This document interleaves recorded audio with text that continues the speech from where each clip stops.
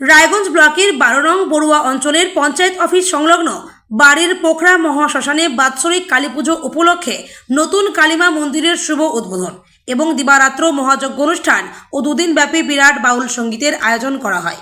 এই প্রসঙ্গে কমিটির সদস্য দুলাল সরকার জানালেন, প্রায় 50 বছরের ওপর থেকে নিয়ম নিষ্ঠার সহকারে শ্মশান কমিটির মধ্য দিয়ে মায়ের পুজো হয়ে আসছে। 20 থেকে 25টি গ্রামের দাহের কাজ এই শ্মশানে হয়ে থাকে, সে কথাও তিনি জানালেন।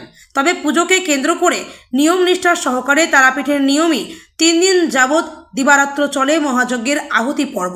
এছাড়াও পুজোকে কেন্দ্র করে 3 দিন যাবৎ অনুষ্ঠিত হয় বাউল সঙ্গীত। পুজোকে কেন্দ্র করে শ্মশান চত্বরে বসেছিল মেলা। তিনি আরও জানালেন, কালিয়াগঞ্জ বিধানসভা কেন্দ্রের বিধায়ক উৎপল মহারাজ তিনি সোমবার সন্ধ্যায় নতুন কালীমায়ের মন্দিরের ফিতে কাটার মধ্য দিয়ে শুভ দ্বার উদ্ঘাটন করেন। এরপর মহাযজ্ঞ স্থানে গিয়ে মহামন্ত্র উচ্চারণের মধ্য দিয়ে আহুতি প্রদান করেন। কমিটির পক্ষ থেকে বিধায়ক উৎপল মহারাজ ও সাংসদ কার্তিক চন্দ্র পালের নিকট শ্মশানের উন্নতিকল্পে দাবিও রাখেন তারা। শেষে তিনি এও বলেন, মূলত 10 থেকে 12 বছর থেকে এলাকাবাসীদের সকলের সহযোগিতায় এই বাউল গান অনুষ্ঠিত করে চলেছি। রাজ্যের বিভিন্ন জেলা থেকে স্বনামধন্য শিল্পীরা এখানে বাউল সঙ্গীত পরিবেশন করেন। বিশেষ করে উত্তরবঙ্গের খ্যাত শিশু শিল্পী জয়ন্ত বাউরি এবং উত্তরবঙ্গের খ্যাত স্বনামধন্য অষ্টম দাস ও উজ্জ্বল ঘোষ বাউল সঙ্গীতের মধ্য দিয়ে মঞ্চ কাঁপিয়ে শ্রোতাদের মনোমুগ্ধ করে তোলেন। বাউল সঙ্গীতকে কেন্দ্র করে শ্রোতাদের উপস্থিতি ছিল চোখে পড়ার মতো। এই প্রসঙ্গে দুলালবাবু তিনি আর কি জানালেন শুনে নেব বিস্তারিত। আমার নাম দুলাল সরকার, নমস্কার। কমিটির কী দায়িত্বে রয়েছেন? কমিটির আমি ব্যাংকের সদস্য পদ হিসেবে আছি। মানে কি উপলক্ষে কি হচ্ছে এখানে? দীর্ঘদিন ব্যাপী এটা এই শ্মশানটা প্রায় 20 থেকে 30টা গ্রাম মিলে এই শ্মশানে এখানে সব দেওয়া হয়। এখানে দীর্ঘ পুরাতন প্রায় 50 বছরের কালী মন্দির আছে এবং প্রায় বিগত 10 থেকে 12 বছরে বাউল সঙ্গীত হয়। সেই হিসেবে আমাদের এখানে বাউল সঙ্গীত হলো। আজ সন্ধ্যা ঠিক 7:30 ঘটিকায় আমাদের কালিয়াগঞ্জ বিধায়ক মাননীয় এমএলএ সাহেব উৎপল মহারাজ উনি আসে আমাদের উদ্বোধন করে গেলেন এবং এখানকার যারা কমিটি আছে এই কমিটির দ্বারা নিষ্ঠার সঙ্গে দায়িত্ব পালন করি। এই মন্দিরটা প্রায় সুসম্পন্নের পথে, আর অনেক কাজ বাকি।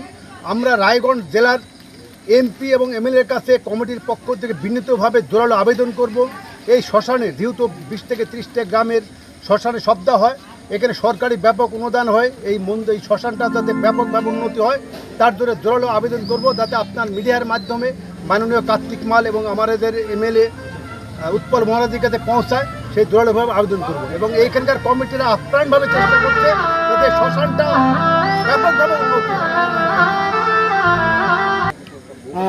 বলছি এই যে বাউল অনুষ্ঠান চলছে সেটা কদিনের? বিগত প্রায় 10 থেকে 12 বছর থেকে বাউলটা চলছে এবং আগামীকালও বাউল আছে। বিকাল থেকে সারা রাত ব্যাপী এখানে বাউল প্রোগ্রাম হবে। সমস্ত গ্রামবাসীদেরকে আবেদন করব বাউলে অংশগ্রহণ করার জন্য। মানে মোট কত দিনের প্রোগ্রাম বাউল? এখানে প্রায় 12 বছর থেকে বাউলটা প্রোগ্রাম হচ্ছে। 2 দিন ধরে? 2 দিন ব্যাপী প্রোগ্রাম হচ্ছে।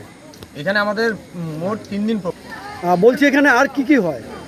গত সোমবারে আমাদের এখানে মহা শ্মশান কালী পুজো উপলক্ষে 2 দিন ব্যাপী বিরাট বাউল হচ্ছে এবং সেই সঙ্গে বিরাট একটা মেলা হচ্ছে, বিভিন্ন রকম দোকানপাট আসছে। সেই উপলক্ষে আগামীকাল আমাদের সারাদিন ব্যাপী মেলা এবং বাউল উৎসব হবে।